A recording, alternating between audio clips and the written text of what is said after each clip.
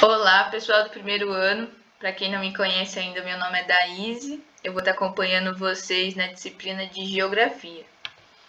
O tema de hoje é Educação Ambiental e essa é a terceira aula do PET 3. Vocês podem estar acompanhando a partir da página 131.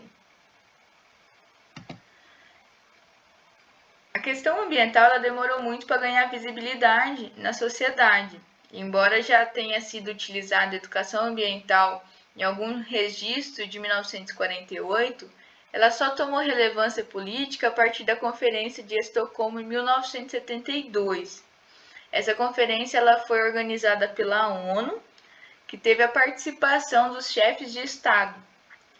E essa conferência ela teve o objetivo de conscientizar a sociedade a melhorar com a relação ao meio ambiente, né?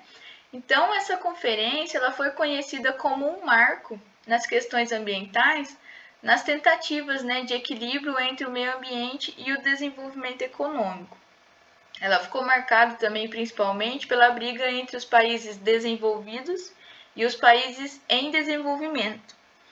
Porque os países em desenvolvimento, digamos, os países mais pobres, eles defendiam a redução imediata do ritmo da industrialização, né, que na época era a principal causa da degradação do meio ambiente. Mas já os países desenvolvidos, os países mais ricos, eles se negavam a assumir esse compromisso, né, de limitar essa industrialização, o que podia prejudicá-los, né, no engrandecimento e o enriquecimento deles com a redução dessa industrialização. Então, essa conferência ela teve um papel muito importante, que foi de inserir essa problemática ambiental, né, entre as prioridades dos governos dos países e na conscientização da população. Então, posteriormente, pessoal, em resposta às recomendações da Conferência de Estocolmo, ocorreu também em Belgrado um novo encontro, onde foi lançado o Programa de Educação Ambiental. Essa educação ambiental ela deveria ser contínua, multidisciplinar, integrada às diferenças regionais, né, de cada local e orientada para os interesses de cada país. Nesse encontro, além de ser lançado o Programa Internacional de Educação Ambiental, também foi gerada uma carta, que é conhecida como Carta de Belgrado. Eu trouxe uma pequena parte da carta para que vocês tenham uma noção. É absolutamente vital que todos os cidadãos do mundo insistam em medidas que apoiem um tipo de crescimento econômico que não tenha repercussão prejudicial para as pessoas, para o seu ambiente, nem para as condições de vida. É necessário encontrar modos de assegurar que nenhuma nação cresça ou se desenvolva às custas de outra e que o consumo de um indivíduo não ocorra em detrimento dos demais. Os recursos da terra devem ser utilizados de modos que beneficiem toda a humanidade e que proporcionem melhoria da qualidade de vida para todos. E aqui a gente entra naquela questão que eu comentei com vocês sobre os países desenvolvidos e os países em desenvolvimento. O que seria?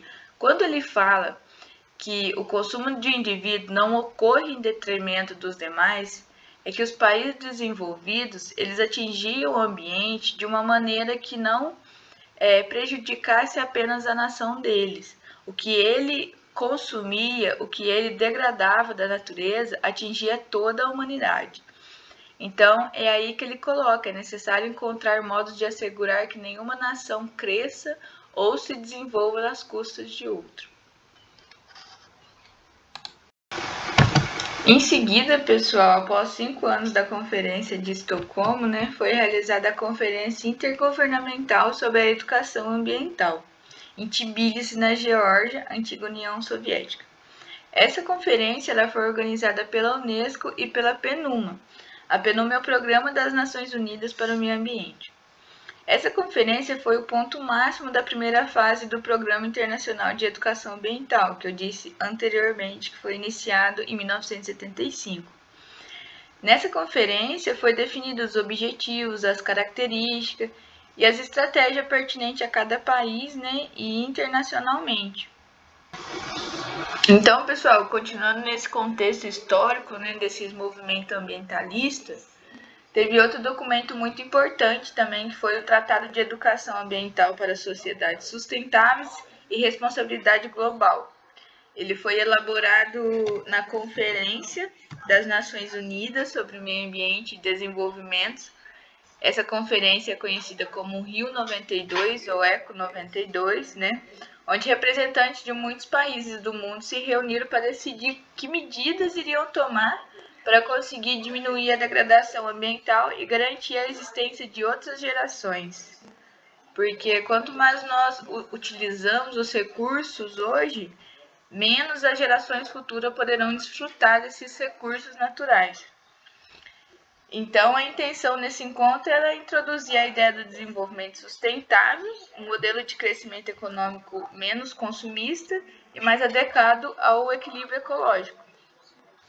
A responsabilidade de preservação dos recursos naturais aponta por esse tratado que é global, né? Ou seja, não é de um país específico, subdesenvolvido ou desenvolvido. É da sociedade, né? Governantes, educadores, cientistas, empresários devem seguir e cumprir as normas ambientais. Esse documento ele estabeleceu princípios da educação para sociedades sustentáveis, destacando também a necessidade de formação de um pensamento crítico, né? Coletivo e solidário sobre o meio ambiente. No tratado é estabelecida ainda, né, uma relação entre as políticas públicas de educação ambiental e a sustentabilidade, apontando os princípios de um plano de ação para os educadores ambientais. Ele foca também nos processos participativos voltados para a recuperação, né, do meio ambiente, conservação e melhoria e qualidade de vida. Todos os participantes da Rio de 1992 estiveram de acordo com a Agenda 21, que foi dada esse nome de acordo com as esperanças, né, o desejo, a intenção de mudanças no novo século que iria se iniciar, que é o século que a gente está hoje, século 21, né? A Agenda 21 ela pode ser definida como um instrumento de planejamento para que tenha uma construção de uma sociedade mais sustentável, né, que alinhe métodos de produção ambiental, justiça social e eficiência econômica. Então, após a Agenda 21, né, em 92, teve o Protocolo de Kyoto, né, também chamado de Tratado de Kyoto, que aconteceu em 1997 no Japão. E ele teve a finalidade de alertar, né, todos os países do aumento do efeito estufa e do aquecimento global, que foi caracterizado em grande parte pelo volume de gases lançados na atmosfera. Esses gases, sendo seu principal, é o dióxido de carbono, CO2. E esse acordo, ele possui diretrizes propostas para amenizar esse impacto, né, de problemas ambientais, por exemplo, que causam as mudanças climáticas do planeta Terra. São muitos acontecimentos, eu sei que é muita coisa para assimilar assim, mas volta o vídeo, vê de novo, tenta repetir o máximo que vocês conseguirem para vocês conseguirem memorizar esses marcos, porque todos têm um significado marcante e muito importante para essa movimentação ambientalista, beleza? Então, após o protocolo de Kyoto, teve o Rio+10, que foi em 2002, foi em Joanesburgo, na África do Sul, entre os dias 26 de agosto e 4 de setembro.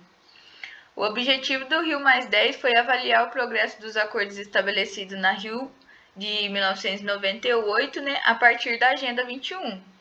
E um dos documentos produzidos nessa conferência foi a Declaração do Joanesburgo, né? Mas as principais críticas desse documento é que ele não estabeleceu metas e nem prazos para essa diminuição dos impactos ambientais, né? Para alguns ambientalistas, por exemplo, essa questão tornou a Rio+10 de certa forma meio vaga, né? Vaga em seus resultados e dificultando a cobrança do acordo afirmado pelos países, já que não tinha estabelecido nenhuma meta e nenhum prazo para eles atingirem. E sucessivamente, em 2012, aconteceu o Rio+20, né? Que foi mais uma conferência que foi realizada no Rio de Janeiro, né? Em diversas partes do Rio de Janeiro, e foi considerado um dos maiores eventos organizados pela ONU. Embora tenha sido construída uma união de diversos países que se propuseram a cooperar visando uma sociedade mais justa e sustentável, os resultados que foram coletados nessa conferência, né, demonstraram o contrário. Os países que se comprometeram a apresentar soluções e ações de desenvolvimento, eles acabaram por negligenciar diversas questões na qual eles já tinham se comprometido. E por último, e não menos importante, eu vou repassar com vocês agora as 5 atividades que vocês vão realizar depois dessa aula. Belezinha? Na número 1, vocês vão marcar VOF, porque você considera verdadeiro ou falso, de acordo com as informações das aulas e do conteúdo, né? É bom a gente se atentar às datas, aos objetivos de cada conferência e aonde que ela foi realizada, beleza? Na 2, a gente vai correlacionar a Eco 92, a Rio +10, a Rio +20 e a Conferência de Estocolmo, de acordo com os acontecimentos na frente, né? Quando ele aconteceu, onde ele aconteceu, o que ele promoveu, né? O que foi e qual foi os principais resultados. Na número 3, vocês vão falar como que ficou conhecida a Conferência das Nações Unidas sobre o Desenvolvimento Sustentável, ocorrida em 2012, né, que foi a última que eu falei no vídeo agora. Na número 4, vocês vão marcar também VOF, de acordo com as informações da aula e do conteúdo que vocês têm no PET. São 5 alternativas para vocês assinalar com verdadeiro ou falso. E por último, a número 5, vocês vão marcar uma alternativa entre as 4 que melhor vai desenvolver o pensamento crítico em relação ao meio ambiente. Belezinha?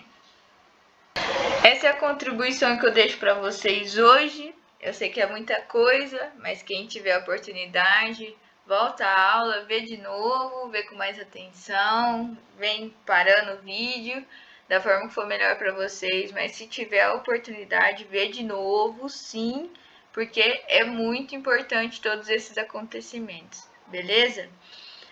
Cuidem-se, pessoal, e obrigada pela aula.